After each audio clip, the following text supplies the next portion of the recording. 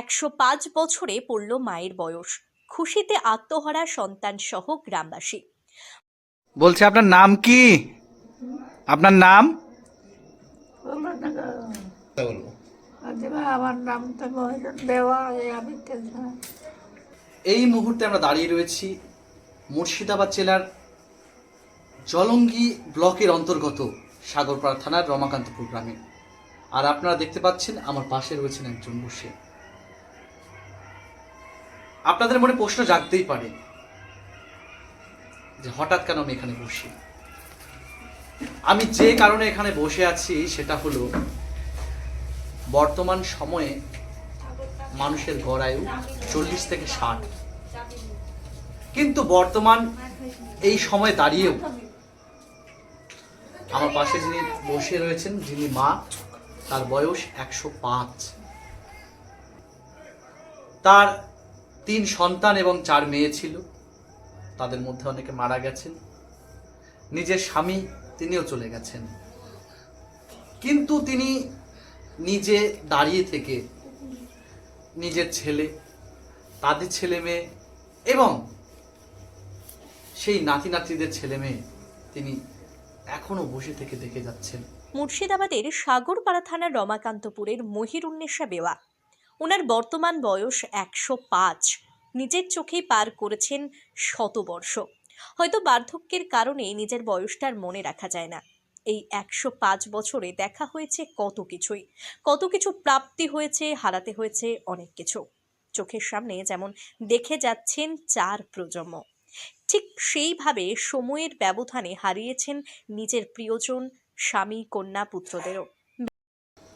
এটাই তো হলো আমাদের গর্ব যে আমার মা এতদিন ধরে বেঁচে আছে, আরও বেঁচে থাকুক, আমার আরও ভালো লাগবে। আচ্ছা, এই যে আপনার মা 4 প্রজন্ম দেখে যেতে এখনো দেখে যাচ্ছেন, কতটা ভালো লাগা? কত ভালো লাগছে আমাকে যে আপনার বেশ কয়েক বছর হলো কানে একটু কম শোনে। বছর 105-এর মহিরুন্নেসা কিন্তু হাঁটা চলা, খাওয়া দাওয়া নিজেই করেন, সাহায্য লাগে না অন্য কারোর। কিন্তু বর্তমানে বাদ সেজেছে বয়স। বার্ধক্যজনিত কারণে হাতের আঙুলের ছাপ আসছে না, তাই হচ্ছে না আধার কার্ড।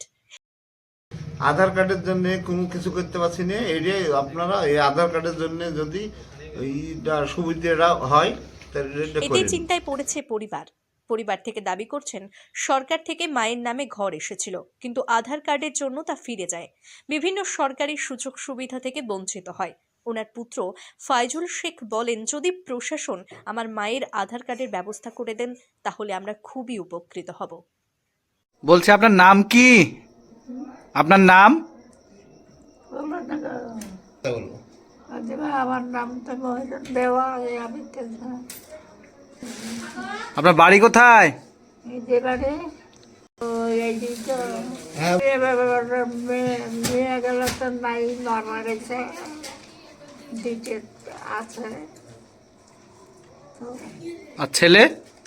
ছেলে সাইডে আছে।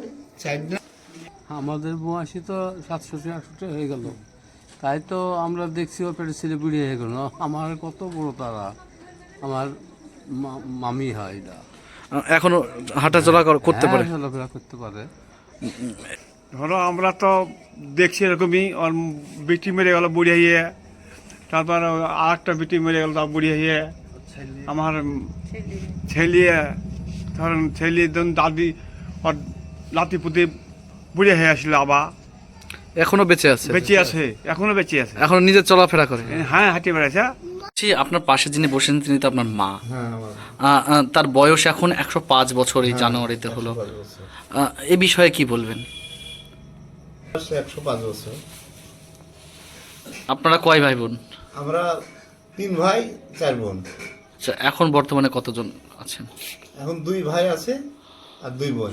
আচ্ছা, এই যে আপনার মা বর্তমান সময়ে 40 থেকে 60 গড় আয়ু, তার বেশি মানুষ বাঁচে না, কিন্তু এখনও আপনার মা বেঁচে আছে এবং আপনারা, তার হয়তো ছেলে, আপনাদের ছেলেরা রয়েছে, তাদের নাতিপুতিরা রয়েছে, এই যে কয়েক প্রজন্ম এখনও বেঁচে আছেন এবং সবটাই আপনার মা দেখে যাচ্ছে, এই ব্যাপারে কি বলবেন? রেখেছে তাই বেঁচে আছে, এটা তো কারোর না। যতদিন দানা আছে ততদিন আয়ু, যতদিন আছে ততদিন বেঁচে আছে। আচ্ছা, নিজে কি চলাফেরা করতে পারে? হ্যাঁ, নিজে চলাফেরা, খাওয়া দাওয়া খাওয়া দাওয়া নিজেই। কোনো অসুবিধা? না, এমনি বার্ধক্যজনিত সমস্যা ছাড়া অন্য কিছু নেই? না। বলছি, তিনি কি সরকারি সুযোগ সুবিধা পান?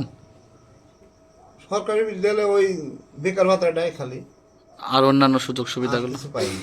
আচ্ছা, আপনার ওই এর জন্যে এর আগে সরকার থেকে 3 লাখ টাকা এসেছিল, আমরা পাইনি। ও বলেছে আধার কার্ড নিয়ে আসেন, এটা আমরা করে দিচ্ছি। আবার বেকার ভাতাও সময় সময় বন্ধ হয়ে যায় আধার কার্ডের জন্য। আধার কার্ড হচ্ছে না কেন? হচ্ছে না, হাতের রেখা উঠে না। বহু জায়গাতে আমরা টাকা, বহরমপুর গেছি, এই আপনার পঞ্চায়েতে গেছি, কোনো জায়গাতে হয়নি।